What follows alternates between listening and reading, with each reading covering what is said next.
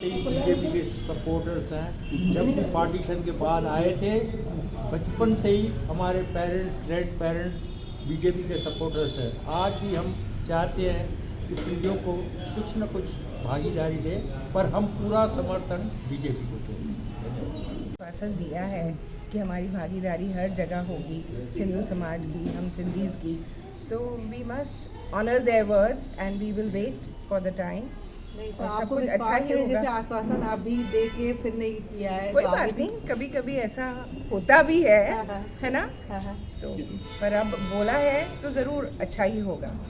Sir आप क्या कहना चाहेंगे इस बारे में? नहीं, बीजेपी ने जैसा बोला है कि हमें आश्वासन दिया है, हमें लगता है कि उनको भी सिंधु समाज की ज़रूरत है, हम और हमें हमारे समाज को भी उनकी ज़रूरत है। तो मिलजुल के ज़रूर इस समस्या का समाधान किया जाएगा और आने वाले चुनाव में हमें भागीदारी दी जाएगी।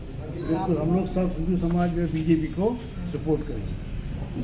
सर आप जैसा मेरे सब साथियों ने कहा है कि सिंधु समाज सबके साथ है और हम बीजेपी के साथ जुड़े हुए हैं। और जैसे भी हमारे अध्यक्ष जी कहेंगे या हमारे सेक्रेटरी साहब कहेंगे, उन्होंने अच्छा ही बोला है, जो बोला है अच्छा। Thank you very much. तो उसके लिए आप क्या कहना चाहेंगे? मैं ये कहना चाहता हूँ कि हमने सारी पार्टियों से कांटेक्ट किया था कि हम इलेक्शन में भागीदारी चाहते हैं। सब ने कहा हम आश्वासन दिए आएंगे करेंगे बात, पर किसी ने खास बात की नहीं। फिर बीजेपी के साथ बात हुई, उन्होंने भी यही कहा, अंत में उन्होंने डिक्लेयर कर दिए। तो हमें से भी रहा नहीं गया, हमने भी कह दिया कि हम अपने इंडिपेंडेंट खड़े कर रहे हैं।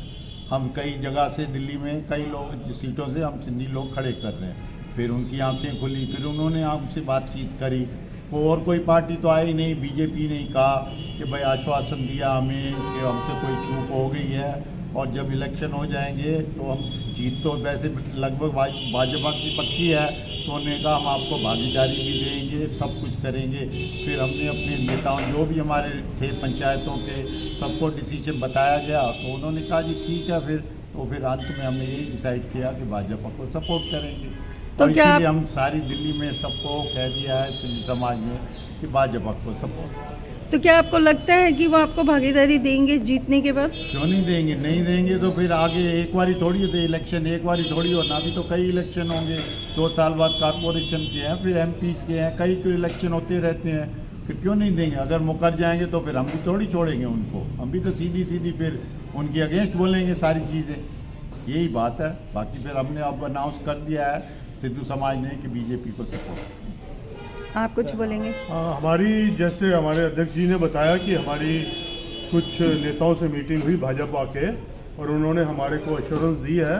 और उम्मीद है आज या कल में एक मीटिंग और होगी उनके साथ और थोड़ी डिटेल में बात होगी, और जिसमें उन्होंने हमारे को अश्योरेंस दी है कि चुनाव के बाद हमारे को भागीदारी मिलेगी और आगे भी हमारे को हमारे को पूरी इज्जत में सम्मान दिया जाएगा।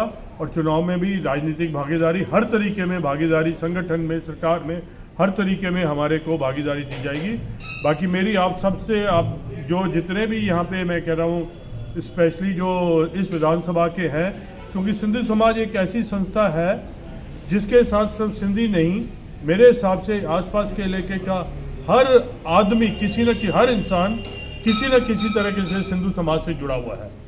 तो मेरी उन सबसे रिक्वेस्ट है कि इस बारी हमें भाजपा को जिताना है। और दूसरी चीज़, जहाँ तक उमंग बजाज की बात है, तो बहुत जल्दी उसका हम एक कार्यक्रम यहाँ पे रखेंगे सिंधु समाज में, और सारे आसपास के इलाके के लोगों को बुलाएंगे और उससे खुल के बात करी जाएगी कि भाई हमारी क्या समस्याएं हैं, आगे तुम हमारी कैसे मदद करोगी। सेम तरीके से मैं कहूँगा दिल्ली में सब जगह ऐसी होनी चाहिए मीटिंगें, और कहीं हमारी ज़रूरत पड़ेगी तो हम लोग यहाँ से जाने को तैयार हैं। जय श्री राम, जय झूलेलाल। हमारे